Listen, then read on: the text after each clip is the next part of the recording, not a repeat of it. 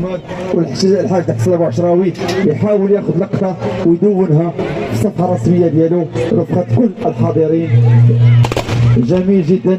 اكيد ان الحاج حسن البعشراوي واحد من الاعلاميين المرموقين ومدير هذه التظاهره يحاول اخذ صور تذكاريه لاستثمارها في برامج وايصالها الى مجموعه الصحافه السوس لتكون يعني ماده اعلاميه لكل التقارير وكل المتابعات لكل الصحفيين اللي لبونا الدعوه وحضروا في الندوه الصحفيه.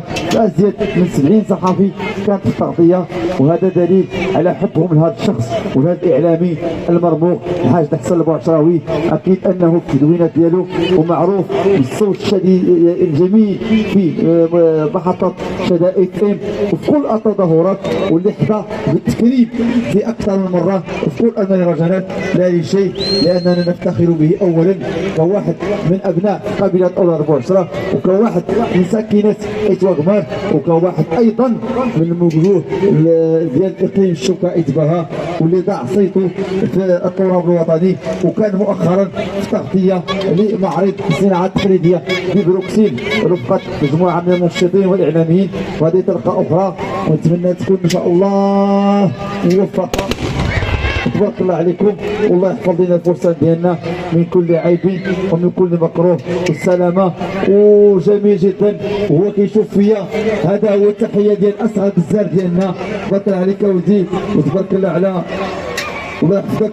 والجميل كذلك ان الوالده ديالو حاضره معاه والاب ديالو حاضر معاه في اطار تشجيع وحب هذه الممارسه.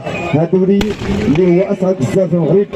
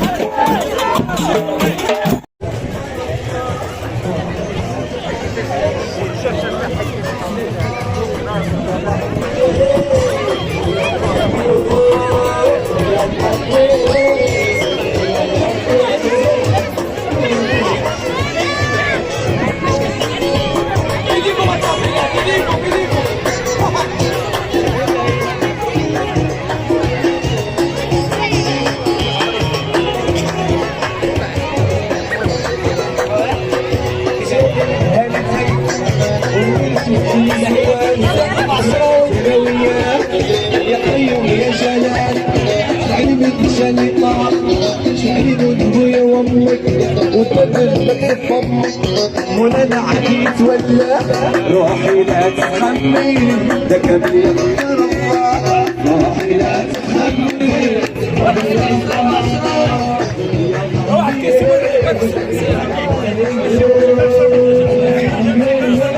اهلا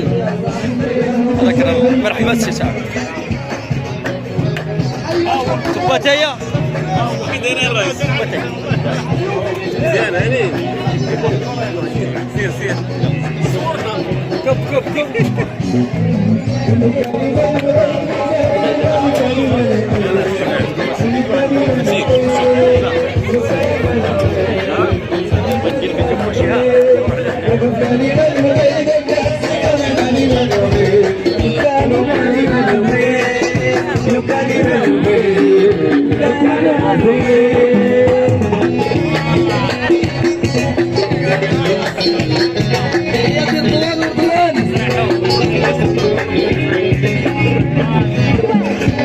نبيل معهم عيني خلوني منزل الحفرة زيك على كتابك ويني وخذني في الشعر نبيل معهم عيني البصرة والحفرة زيك على كتابك ويني والخذني في الشعر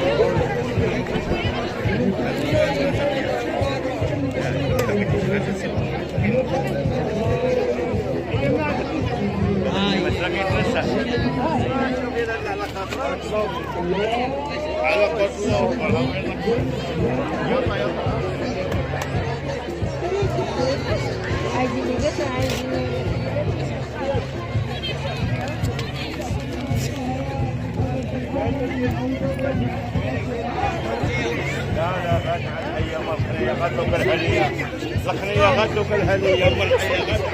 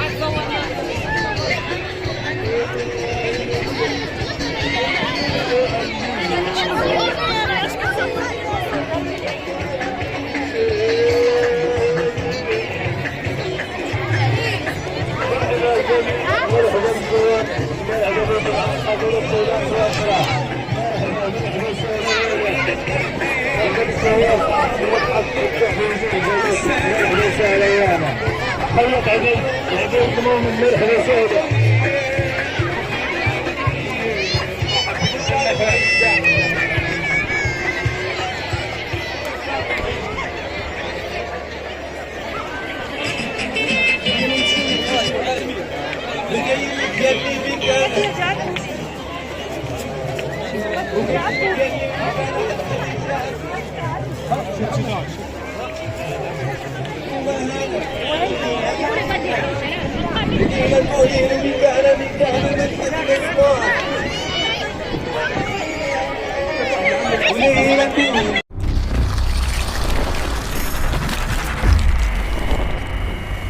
ديروا لايك واشتركوا في القناة.